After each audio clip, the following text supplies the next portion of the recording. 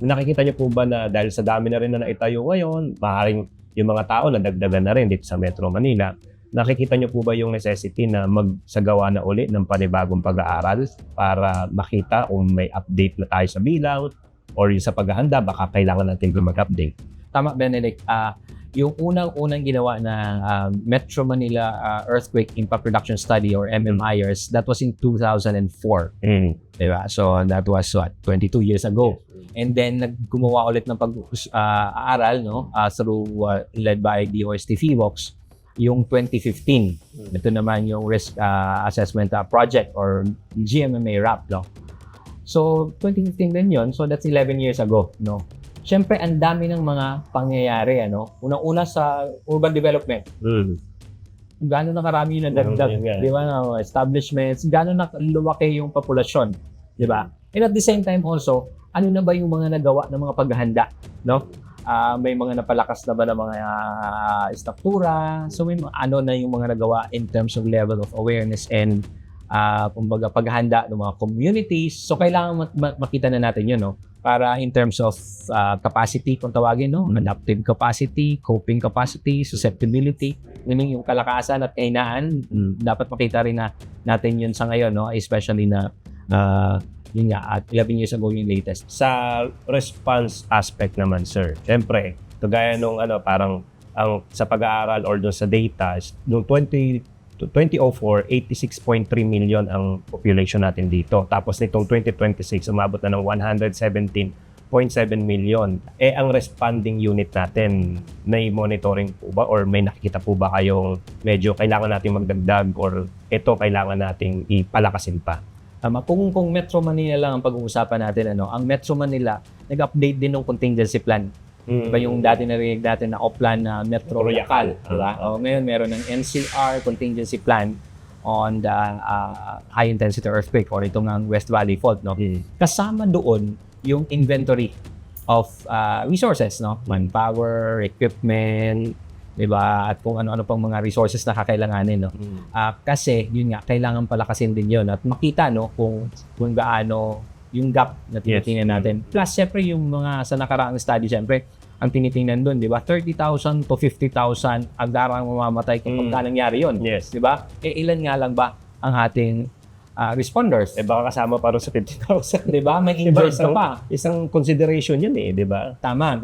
50,000 yung initial death pa lang, di ba? Doon sa pag-aaral. May kalahating milyon na apektado, injured, di ba? Na apektado.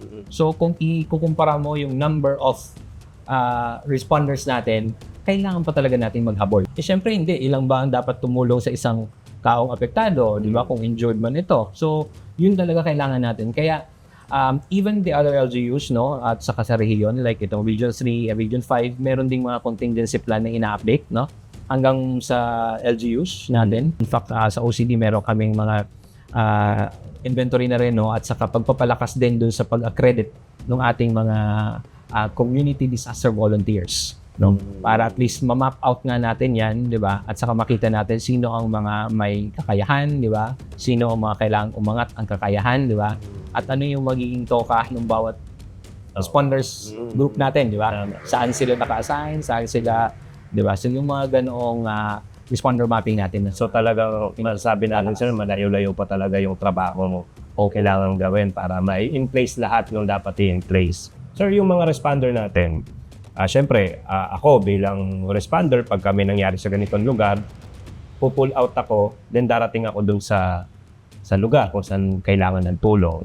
So, sa perspective po ng OCD, ano ba yung mas kailangan set up ng isang rescue team pagka dumating sa isang lugar na kailangan ng tulong? Kaya sa mga paghahanda natin, kasama yung mga incident command system na mga training natin, Kasi doon kailangan natin maiwasan yung kaguluhan, yung chaos, Unang-una, dapat kung responder group tayo, alam natin who to coordinate with. Alam natin, kung aabiso tayo na okay, may kakayahan kaming ganito, pwede kaming tumulong dyan sa lugar ninyo, di ba? Ano ba yung kakailangan ninyo? At ito naman yung kakayahan namin, di ba? Para at least maiwasan natin doon, yun syempre, unang-una, pupunta kasi tayo doon sa mga lugar para tumulong, di ba? Pero minsan, dapat akma din yung tulong na dala natin. Ano ba yung meron doon na wala tayo, na baka doon pa natin yun hahanapin, di ba? Na kunyari, alam mo, wala. For example, no, pagkain na tubig, di ba? So, pag alam kong wala naman akong, kahit may pera ako, wala naman akong mabibilan doon, so dapat bit-bit ko yun. Papunta doon, di ba? Posible bang may matulugan doon o wala? Kasi kung wala, dapat may bit-bit na ako, di ba? So yung mga ganong klaseng coordination, no, napakahalaga, no, na hindi lang kumbaga basta sugod na tayo doon, tapos ito lang yung dala namin no, wala kaming coordination. So yung mga ganong mga coordination, no, na napakahalaga, na kumbaga as much as possible we aim na self-sufficient yung mga pupunta doon na mga responder groups, no, and at the same time na i-coordinate nila yung kakayahan nila kung yun nga ba ang eksaktong kakailanganin dun sa lugar na gusto nilang tumulong. Talaga makakatulong ka kasi hindi lang yung physical mo ang ginamit mo, kaalaman mo, kundi pati yung resources na pwede mong i-support. Kasi yung hindi mo man ibigay, Sir Juni, sa kanila, pero ikaw hindi ka na pinroblema ng lugar na pupuntahan mo, ay tulong talaga yun doon sa lugar na yun. Tama, napakalaking tulong nun, na kumbaga ang tinitingnan natin yung mga apektadong lugar, overwhelming na kumbaga sa kanila yung paano mag-responde, di ba? So kung may iisipin pa sila na dagdag kumbaga isipin na kailangan naming i-arrange kung paano ito, yung mga resources ba, di ba? Na yun, napakahalaga na may ganoong coordination. And kaysa maialat sa inyo, at least doon sa mga kababayan na nanduro, doon na ibigay yung mga pangangailangan. Tama. Pero ito naman, syempre, para naman sa kaalaman ng ating mga kasama sa rescue, syempre, ito naman, selective lang naman yung ganong setup, Sir Juni. Oo. Kadalasan, no, pagka malalaking disasters, that's overwhelming na for may that be an LGU or a community, no? Kaya dapat talaga yung pupunta ng mga responders natin ay mga self-sufficient na, kumbaga, di ba? And specific yung kanilang mga capacities, no? That's one. Pero kung halimbawa ang pinag-uusapan naman natin ay kunyari, halimbawa mga planned events ito, no, na pwede naman kasing sagot at kakayanin pa yon ng mga kung sino ang humingi ng tulong. Yes. Di ba? Na okay, meron naman kaming budgets para sa ganito. Ang kailangan lang namin talaga ay kulang kami sa tao. Di ba? So, kaya napakahalaga yung coordination, no?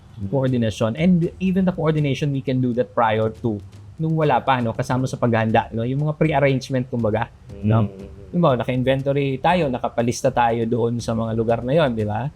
Or may mga partnership na ginagawa, no? May that be an LGU at sa mga responders. Like yung example na pinag-usapan natin, di ba? Your teams, di ba? You have 68 no na teams no for rescue. Naka-deploy yun or kumbaga based yun sa iba't ibang lugar sa buong Pilipinas, di ba? So magandang ginagawa nyo na kung saan nakabase yung inyong teams ay tuloy-tuloy na nakikipag-coordinate dun sa kung LGU man yan, di ba? Kasi ibig sabihin may pre-arrangement ng ginawa. Wala pang disasters, di ba? So may mga ganung mga partnership at mga pre-arrangement na magandang gawin kahit wala pang may disaster na may po. Sir Juni, last na punto, tayo naghahanda. Mga nasa government, mga private sector na into rescue. Pero ano po ba ang masasabi ninyo na ito ang pinakamahalagang partisipasyon ng mga kababayan natin na sila naman ang subject ng ating paghahanda kung tutuusin? Tama. Unang-una, Benedict, no, ang isipin natin lagi, no, handa tayo sa sarili din natin. Individual, no? Di ba? Isipin nyo kung may mangyaring malaking sakuna, hindi naman agad makakapunta yung mga rescuers, eh. Di ba? Lalo kung lindol ang pinag-uusapan natin, di ba? Hindi naman agad, wala agad rescuers o kahit barangay man yan, hindi agad yan makakapunta sa bahay natin para magsabing, dito kayo pupunta, ito yung gagawin nyo, di ba? Walang ganoon, hindi agad, di ba? Kaya dapat mahalaga talaga na naghahanda tayo sa household level. Kumbaga, kasama tayo dun sa kumikilos, di ba? Para alam natin eksakto kaagad ang gagawin. Kahit yung duck cover and hold, di ba? Alam mo saan eksaktong furniture ka pumunta, di ba? Nahahawakan mo, di ba? So dapat yung mga ganung usapan sa bahay kasama yon, di ba? And then afterwards, dun mo syempre isipin, ito lang yung kaya namin, di ba? Kailan na ako hihingi ng tulong sa pamahalaan, di ba? Kung barangay man yan, di ba? Nagagawa yon. So ito yung eksakto natin kailangan sa bawat pamamahay o bawat pamilya na meron din mga family emergency preparedness plan. At sa pamamagitan nun, magkakaroon tayo ng mutual na aksyon, hindi lang sa isang side, na mas magiging maganda yung relationship ng public and yung mga nasa side natin sa rescue. Para kung hindi na natin maalis yan talagang may disaster talaga Pero yung effect mababawasan talaga. Hindi man mag-zero, pero at least malaki yung magiging kabawasan sa maapektuhan at yung pinaka-worst is yung casualty, Sir Joel. Tama, Benedict. May kanya-kanyang toka. Yeah. Diba? May kanya-kanyang toka tayo. Walang ligtas dito. I mean, ang pribado ka man, nasa gobyerno ka man, di ba, komunidad man yan, or hanggang nga doon sa pamilya at sa individual, di ba? Kumbaga, pag nangyari ito, walang ligtas dito. Kumbaga, walang exempted dito sa ginagawa nating mga paghahanda na ito. Kaya dapat talaga makilahok. Hindi lang sapat na alam mo, dapat alam mong gagawin at saka kumikilos talaga tayo para dun sa kahandaan ng ating mga pamilya.